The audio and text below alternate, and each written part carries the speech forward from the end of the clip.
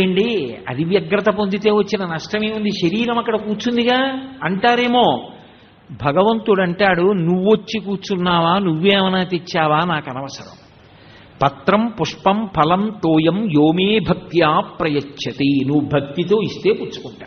భక్తి అంటే ప్రేమ. ప్రేమ ఎక్కడి నుంచి రావాలి? మనసులోంచి రావాలి. అదేది? అది పోయింది ఎక్కడికో.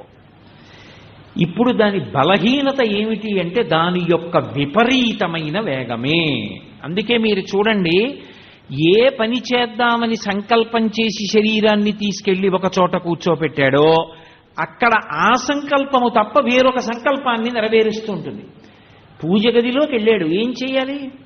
ఈశ్వరుడి పూజ చేయాలి. ఉపచారముల యందు మనసు ఉండాలి. కానీ ఉపచారముల యందు మనసు ఉండదు. ఉపచారముల యందు ఉండకుండా ఇక్కడ చేస్తున్నట్టుగా ఉంటాడు, ఎక్కడికో పోతూ ఉంటుంది, ఇంకో విషయం ఏదో ఆలోచిస్తూ ఉంటుంది.